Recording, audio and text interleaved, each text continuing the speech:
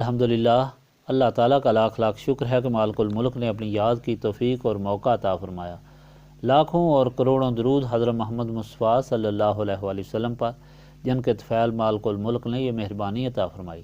سامعین کرام، اللہ تعالیٰ نے قرآن پاک میں ارشاد فرمایا، اعوذ باللہ من الشیطان الرجیم، بسم اللہ الرحمن الرحیم، کذبت قوم نوح المرسلین اذ قال لهم اخوهم نوح الا تتقون انی لکم رسول امین فاتقوا اللہ واتقون وما اسألکم علیہ من اجر ان اجری الا علی رب العالمین فاتقوا اللہ واتقون قالوا انؤمن لک واتبعک الارذلون قال وما علمی بما کانوا یعملون ان حسابهم الا علی ربی لو تشعرون وما انا بطارد المؤمنین ان انا الا نذیر مبین قالوا لئن لم تنتہ یا نوح لتکونن من المرجومین قال رب ان قومی کذبون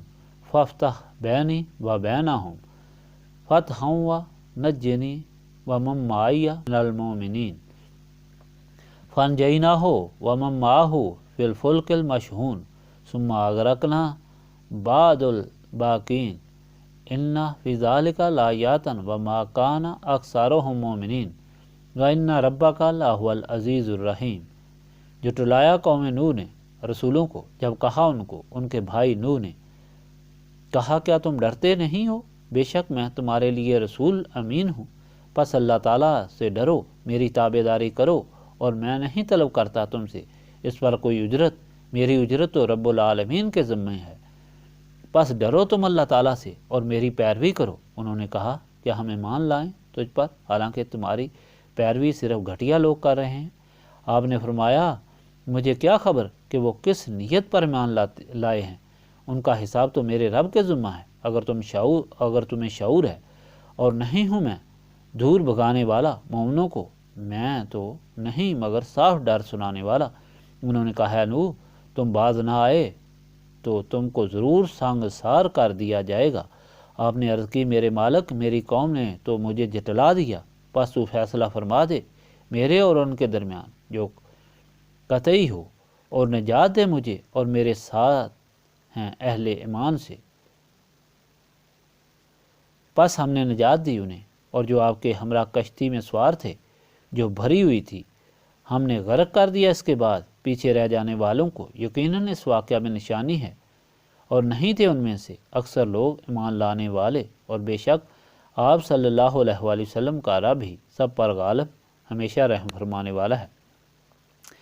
پچھلے فرمان الہی میں آپ کو بتایا تھا کہ نبی پاک صلی اللہ علیہ وآلہ وسلم کو تسلی دینے کے لیے اور منکرین کو سمجھانے کے لیے اللہ تعالیٰ نے گزشتہ رسولوں اور امتوں کی تاریخ یاد دلائی کہ حضور پاک صلی اللہ علیہ وآلہ وسلم سے پہلے بھی بدبختوں نے اللہ تعالیٰ کے رسولوں کو جھٹلایا، تکلیفیں دیں اور ہر قسم کی مخالفت کی، مگر اللہ تعالیٰ نے اپنے رسولوں اور ان کے غلاموں کو فتح عطا فرمائی، اپنی حفاظت میں رکھا اور ان کے مخالفوں کو نیست و نابود کر دیا۔ اس سلسلہ میں پہلے موسیٰ کا قصہ سنایا گیا، پھر انہی منکرین کے دادا حضرت ابراہیم کی تعلیم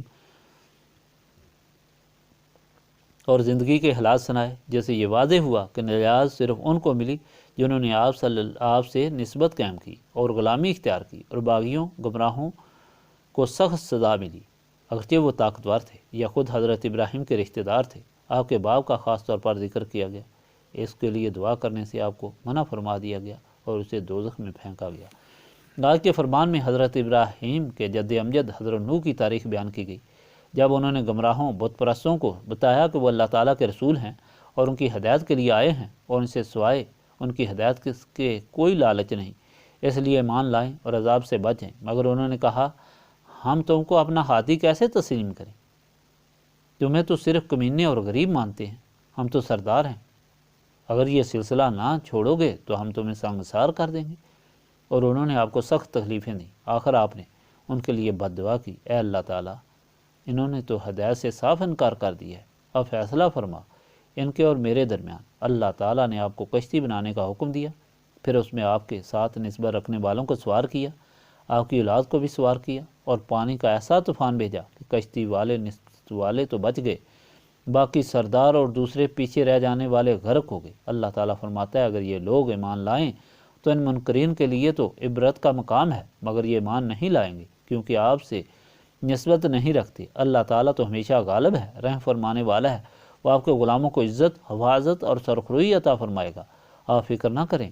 گویا کہ اس تعلیم میں بھی نسبت ہی کی اہمیت بتائے گی، جس نسبت کو حاصل کرنے کے لیے ہم اپنے سینوں کو صاف کرنے کے لیے یاد الہی کے لیے یہاں بیٹھیں۔